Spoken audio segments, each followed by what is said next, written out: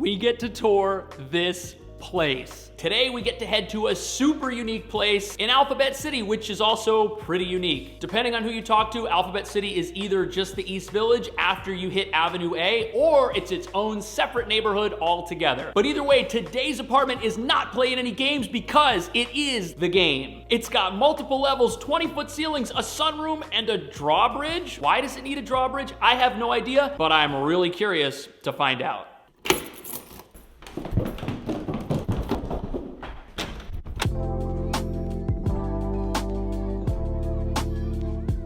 All right, we are headed over to East 8th Street. And you might not know this, but East 8th Street is actually called St. Mark's Place between 3rd Avenue and Avenue A in the East Village. And St. Mark's Place has a very different vibe than East 8th Street does, which is on the other side of Tompkins Square Park. That's right, the name changes after you get through the park. And the two sections of the street really couldn't be more different. East 8th Street has a really residential feel to it. It's very quiet and laid back. But St. Mark's is like the opposite of that. There's bong shops, vape stores, there's places to get pizza for $1. It's like a totally different world. And most people who prefer to live on St. Mark's would never want to live on East 8th Street and vice versa.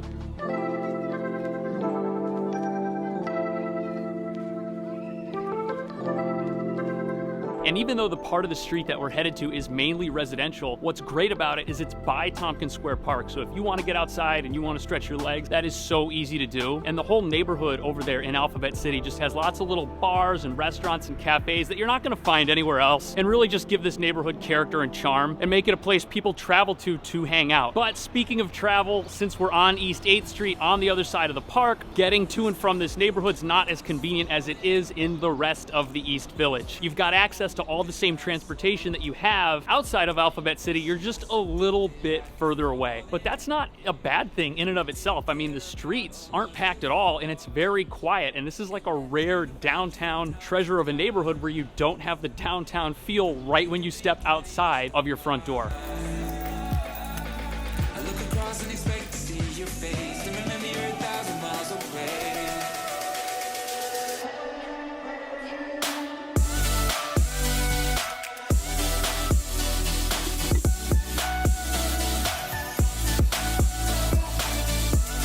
Look at this bridge right through the entire apartment. That is unbelievable. The owner was telling me that the current tenants have been using this as a live-work environment. So you might see some office furniture here, but it's up to you. If you rent this apartment, you can set it up however you want and do whatever you want with the space. And it is a lot of space. So after you walk in through the front door, you immediately enter into this upper area here, which is currently being used as a den. And as you can see, there's a sofa, there's some chairs, there's an entertainment center set up with a coffee table, and there's also a really big closet right here by the front door. And that makes this a great area to get ready, to put your shoes on, to grab your jacket right before you head outside. But I think this is pretty comfortable. You can easily watch TV from here and hang out. And there's a good amount of light coming in from the windows that face the street. They are frosted over to give you some privacy, but this area feels nice, and I kind of like the setup here so far.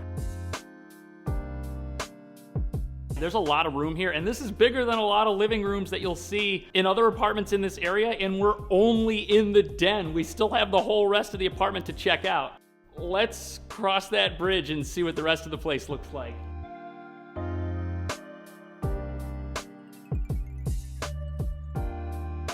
These are actual suspension cables, and some serious creativity and work went into setting this up.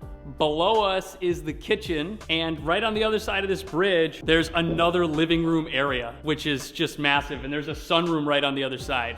This was definitely built to be a residence because the floor here in the kitchen is actually a heated floor. So if you come into the kitchen barefoot, your feet won't get cold. And if you love to cook, I don't think you're gonna have any complaints with this kitchen, because this is an incredible amount of space for a kitchen in the East Village.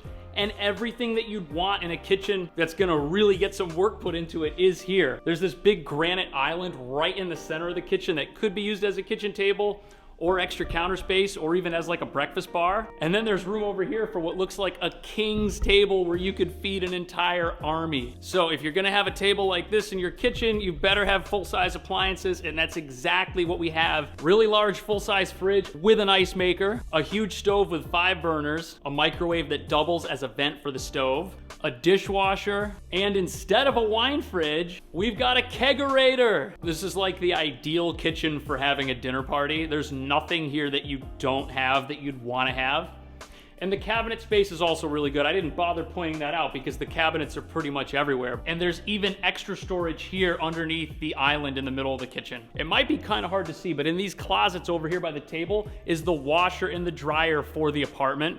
Those are over here tucked away. And you can use these other cabinets for whatever you want, obviously. I'm okay, I'm not gonna have anything. There's also a whiteboard here. I think you can write on it whatever you want to eat, and then it can be made in the kitchen.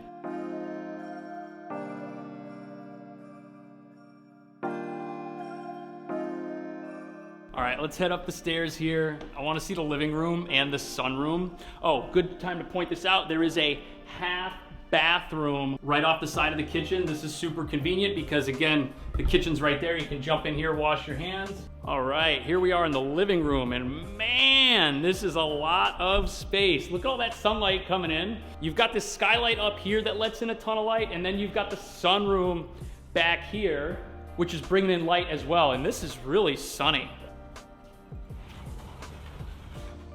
This is so cool. You could easily hang out here and read a book or just kind of take it easy. Although it's kind of narrow, the ceilings go up really high, and this has a great feel to it. What's also nice is that if you want some peace and quiet, you can close this glass door to kind of separate yourself from what's ever going on in the living room, which makes it a great room to read or just kind of get some work done. You could say it almost kind of feels like a greenhouse in here. But since the apartment's got central air and central heat, the temperature in here is not going to be a problem. Here we are in the living room. I don't actually have a tape measure that's long enough to measure this, but it's a good thing we've got the laser tool, so let's get the details on this. 38 feet 11 inches long, 12 feet 11 inches wide, and I think that whatever your heart desires in a living room can be accomplished with this much space. The prior tenants had a sofa and an entertainment center in this part across from where the TV is, and this other space over here was being used as a home office work environment, and I think that works really well with the sunroom right on the other side of the glass, because you kind of have this environment where things are supposed to be a little bit more laid back, and it really wouldn't be so bad getting work done at a desk here and having access to that right there. This whole environment works really well as like a little home office area. But let me know in the comments what you would do with this living room. This is a lot of space, and some of you have amazing ideas. I read all the comments, so let me know below what you would do with this if it was yours. Now, just off the side of this living room are 2 bedrooms and a bathroom. Let's take a look at the first room and see what we've got here. Okay, so it looks like there's a conference table and a TV setup in here, but obviously this is more than enough room to set up a bed. And you've got 2 nice closets here and here. And there's a little door back here which leads out to the sunroom.